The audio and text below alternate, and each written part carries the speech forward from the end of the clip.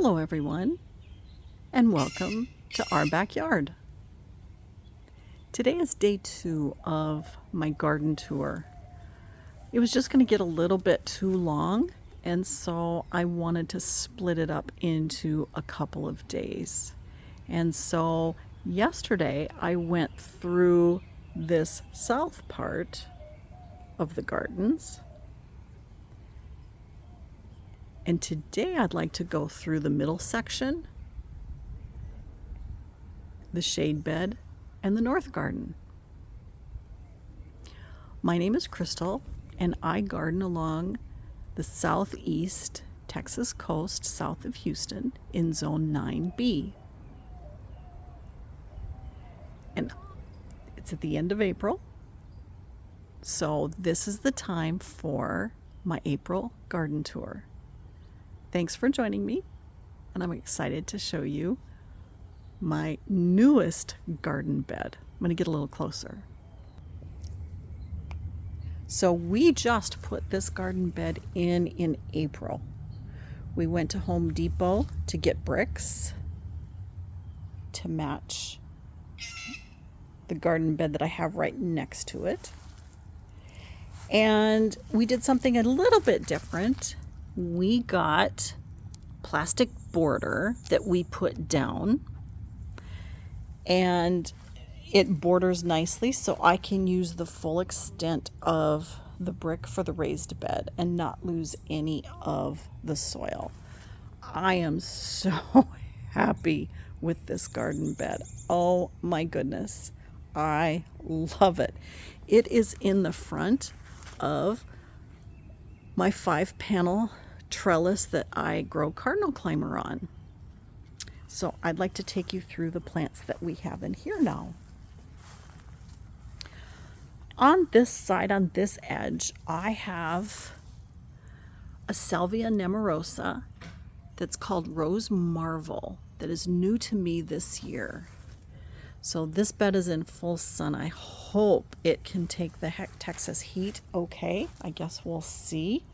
Salvias are pretty hardy, but I lost my Salvia nemorosas in our excessive heat. I had the purple April night and they died. They did not like it. So I'm hoping Rose Marvel here will be able to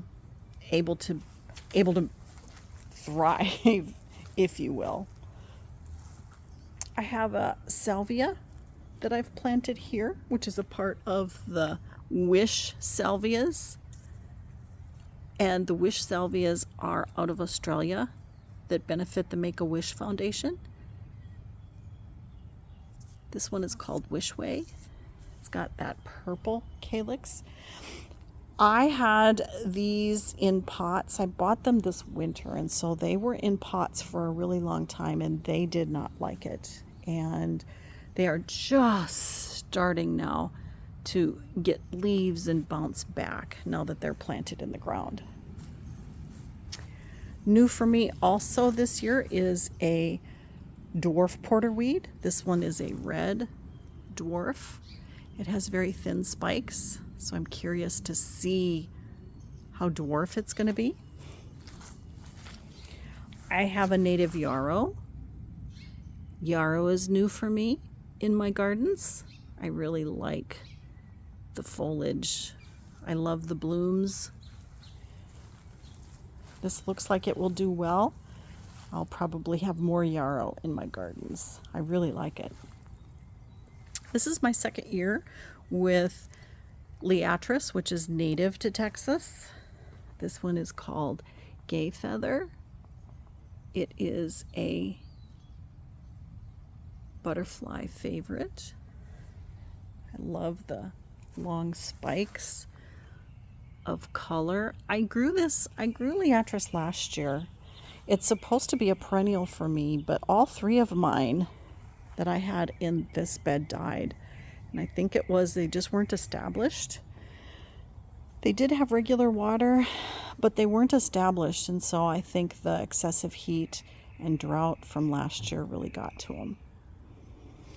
In the center, I have a container that I have been growing Russellia, And Rucelia is my female hummingbird's absolute favorite flower. I want to go back there and show you. So I'm in the back of the trellis, and I don't find this a very pretty plant, but these blooms are tubular shaped, and my female hummingbird that I've had here for 2 years absolutely loves this flower. It's her favorite, because when I see her come first thing in the morning, this is the first thing that she goes to and checks out.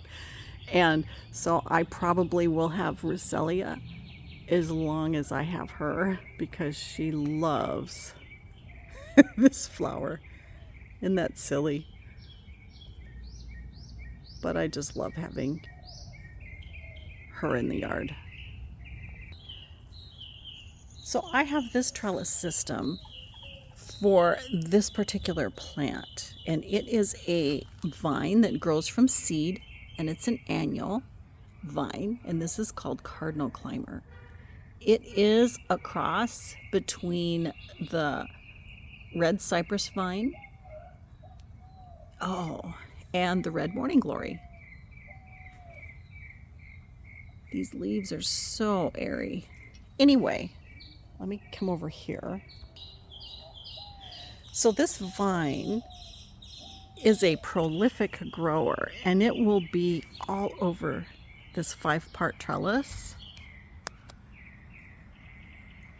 by midsummer, and then it starts flowering for us in late August, and it goes for a long time. So since I'm in the back here, I'm going to continue to look back here. I see the sun is peeking out now, so I don't have as much shade as I used to. And I have Asiatic lilies that come back for me every year. I have a little bit of Sweet William. And then I planted these new this year. These are canna lilies, and I'm really excited to see how they do. I planted them from their bulbs, and I love how they're growing. So we'll see how they do. I feel really bad because we had bad thunderstorm, and as you know, you follow my channel, this is my first delphinium. And in the night, last night, it got beaten down. I feel really bad. I should have thought, but I've never had a delphinium before, and I didn't realize we were going to get this, what we got. And isn't this just gorgeous? I love this plant, and it just broke and said, nope, I can't handle the wind. Okay, so I'm going to come back around. As you can see, oh dear, there's my container of Supertunia Vista bubblegum, the monster of a performer. So this is the new bed, and I went back around and showed you in the back. So towards the front, I still have a couple of things I'd like to show you, so I'm going to get closer. I have some coneflower, Cheyenne Spirit coneflower. And then I have another Hot Lips salvia. That Hot Lips, oh my goodness. I apologize for these birds. They are so happy.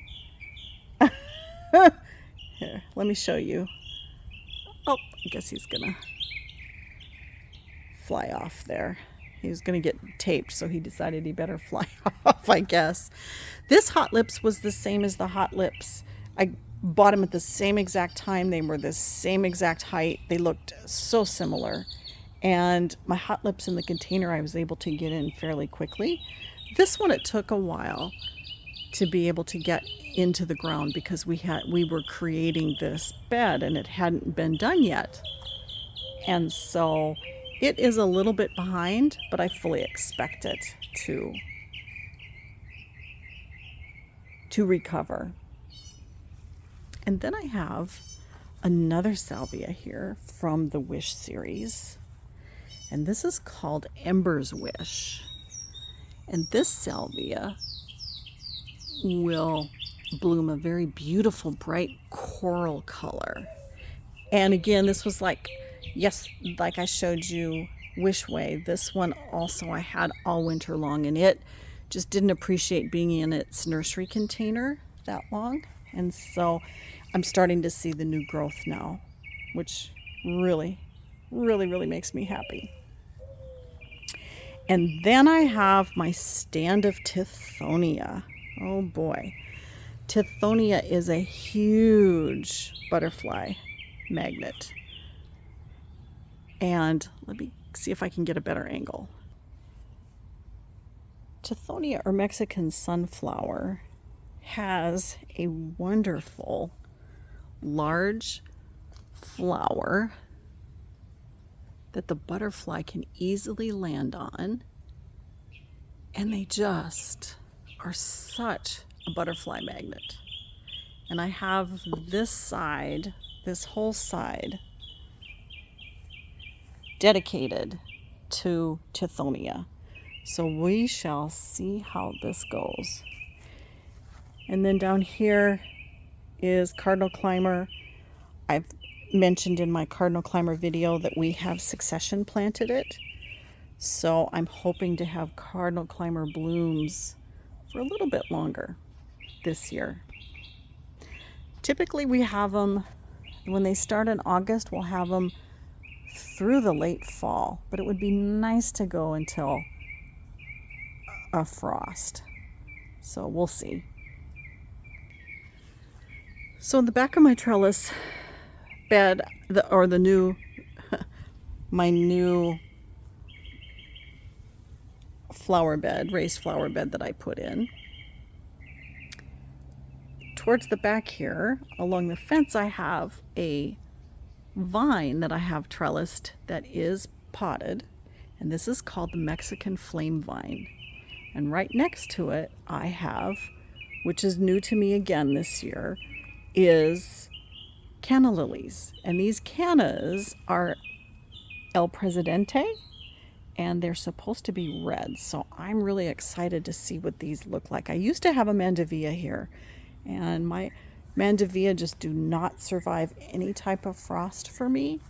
And so I'm going to see how these cannas do. But Mexican flame vine is also, these got beaten down quite a bit from our thunderstorm that we just had. Butterflies love this. Monarchs, swallowtails, little butterflies, fritillaries. I've seen all different types of butterflies on the Mexican flame vine. Okay. Okay, as I do look at the vantage point from our new garden bed to our patio, you'll notice that I have some pretty large containers. I've got 4 large containers, and 3 of them I grow tropical hibiscus. And I'm going to get in a little closer. I covered these tropical hibiscus with frost cloth when we froze this winter, and they have come back. This one is a little bit tougher. This had a harder time. So I have a red, a yellow, and a pink. And the reason why this one had a harder time is it would start to get its leaves, and the squirrels would come and strip and eat the tender leaves. And so they've stripped it multiple times. This is what it would get. It would start getting its leaves, and then the squirrels would come and just strip it. So they all now have flowered, and they are flowering, and I'm really happy I was able to save these tropical hibiscus because they do not like freezing temperatures. So those are my large containers, and then I have a couple of decorative containers. I've got a peachy keen verbena. This is a porterweed I completely cut back. It's a red porterweed that is just starting to flower. This happened to be where my current red porterweed was, and it just got sprawling, and it was just growing to be out of control almost. And I cut it all the way back, and it's coming back really well. I have a yellow Esperanza here that flowers a yellow tubular shaped flower. I see that it got pretty battered by the wind and thunderstorm that we had last night. And I have a sparkling amethyst Superbina also in this container. And I'm going to turn this way. And I have salvia as my thrillers. So I have a Mystic Spire salvia and a Wendy's Wish salvia. That's again part of that Make-A-Wish Foundation in Australia as the two thrillers in these containers. And then I have more spring flowers for us. So I have some snapdragons and some alyssum. I will keep this. This is the Blew My Mind Morning Glory. And that does really well for us here in spring, summer. It just does really well. But I will need to replace some of the plants in these containers and I do have them already for my summer plants. And then as I continue down, I have a very, very old aloe vera plant. It just loves its life here. And I have another David Verity that's just starting to come back from the freeze. He came back. David Verity Kufia. And then I have an azalea that blooms really nice in the fall. Okay, next I'm going to go over to the shade bed. So I did a video recently of my shade garden, and I'll put that at the top, a link to that at the top of this screen. And what I have found down in my shade gardens is what does extremely well for me are shrimp plants, caladiums, and coleus. And I just love finding this out because they thrive in heat, humidity, and really lots of water. We can get tons of rain. So the shrimp plants I got last year and did a little experiment. I cut one back and the other one I didn't. And the one that I cut back is flowering less than the one that I didn't. The one that I didn't cut back is just in blooming heaven. But the shrimp plant has these shrimp colored bracts, and then the flower is underneath. And that flower is what the hummingbirds go for, underneath. And so the shrimp plants are on one end, and then in my containers I have various coleus. This is a coleus that I thought was going to come back and it didn't, so it must be just an annual. So I replaced it with the same type of coleus that I had last year, and I got this at my favorite nursery. This one is called Puppy Love. So I have two containers, and they were just, small bedding plants. So it's going to take them a month or so to be able to grow up to speed, if you will. And then I purchased some new coleus, and I'm going to put at the top of the screen the video that I did on these coleus, because I give the specific names that I ordered from both Proven Winners and Rosie Dawn Gardens for color and drama in this shade garden. And so I'm really loving the plants that I did get this year. The coloring scheme, I do like to see dark and contrasted with a chartreuse color. Interestingly, I love this coleus texture and also the variegation in it. Look at that. Isn't that beautiful? This one is called Riverwalk. I just love that color. And of course, I like the real dark red or burgundy color of Beale Street. And this one is the only coleus that has been an AAS winner. Lots of pretty. I like to go for color in coleus.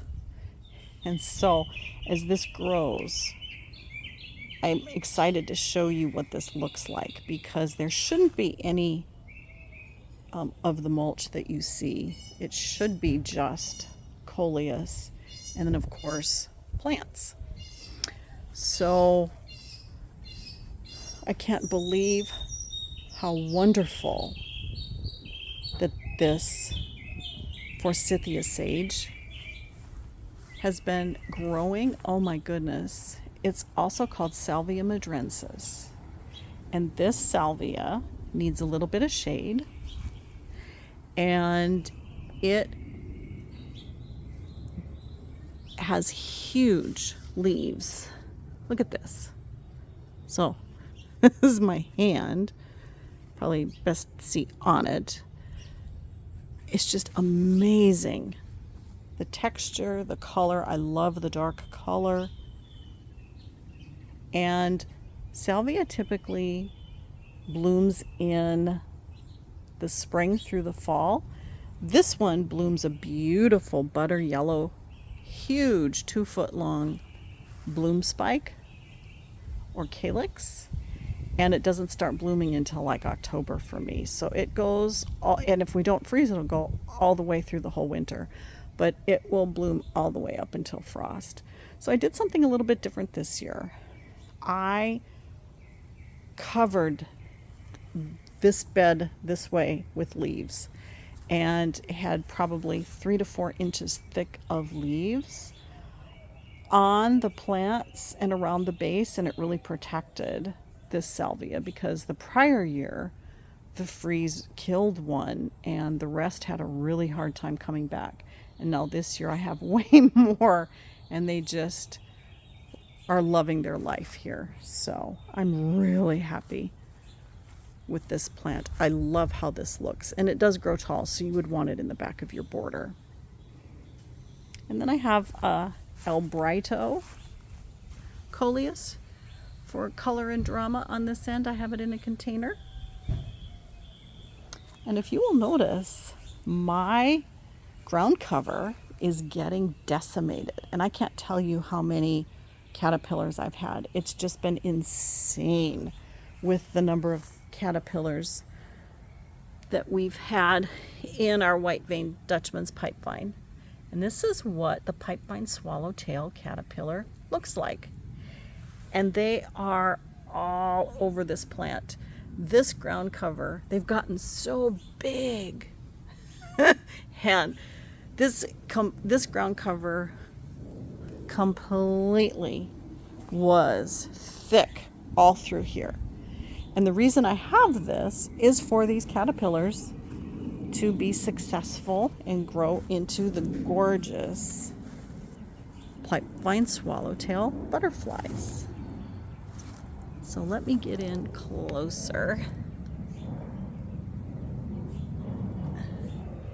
And these butterflies are black and an iridescent blue. Look at that. Oh, looks like someone got to that one. Oh no, sorry. He molted or shed his skin, if you will, because they go through and shed their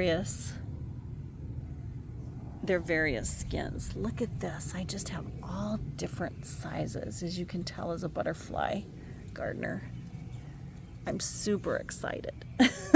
So all different stages of growth.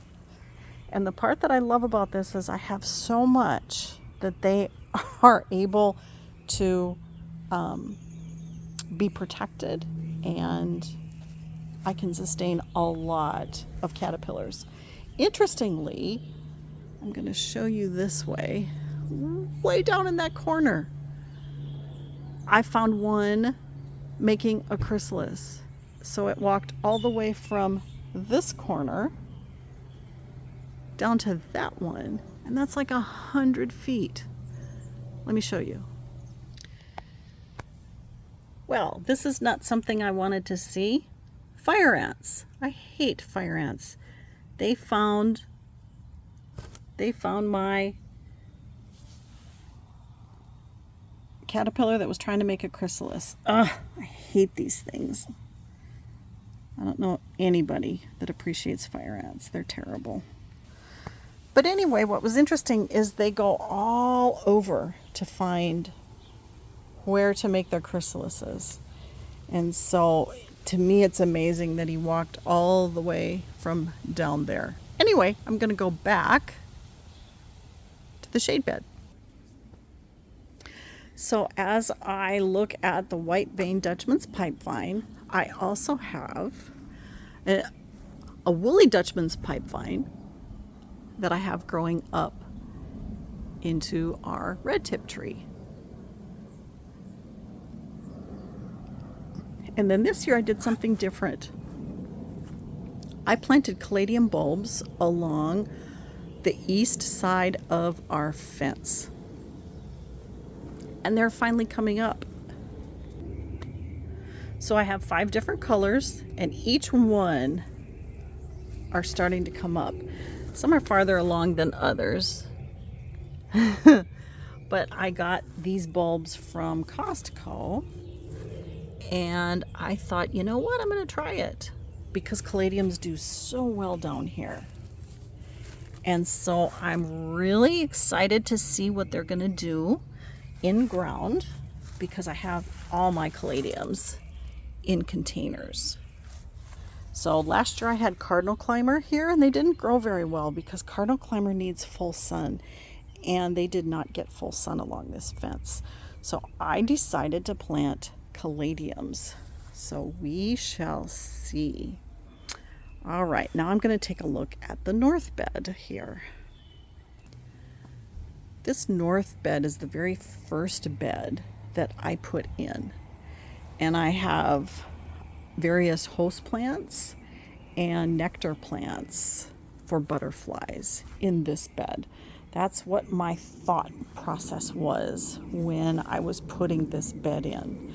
So I have coneflowers, I have fennel, I have bush salvia, a porterweed, acacia, which is a host plant to the sulfur butterflies. I have a rue plant, more salvia, mystic spires. I've got a Henry Dulberg, which is a native salvia for us here in Texas. I tried to get, and I did get a couple of, I got a swamp milkweed and a balloon milkweed, and they've gotten decimated. So I need to replace them. And hopefully I'll be doing that soonish. But this fennel that I have all along here, I just have tons of fennel. And the reason I have this fennel is for this. This is the eastern black swallowtail caterpillar. And so that is the host. And I have lots of it. So I'm going to come over to the fence. And I mentioned this year we made our borders a little bit larger for the cardinal climber vine.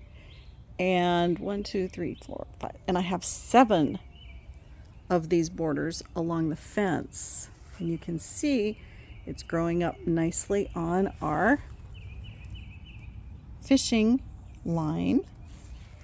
And it will grow to the top of this fence really nicely and get very nice and bushy. And we of course have cardinal climber, which I showed you earlier, we have cardinal climber because of this little red trumpet flower that hummingbirds absolutely love. And we'll have, well, probably 200 to 300 on this fence a day. And then on our trellis system that I showed you over here, we'll have, golly, 400 or 500 blooms a day. So thank you for joining me on my two-parter of my April garden tour. I just love springtime, and the plants are blooming and they're growing, and of course you can hear the birds. They are just happy and singing constantly. So I thank you for joining me today. I hope you have a wonderful day, and I hope to see you again soon.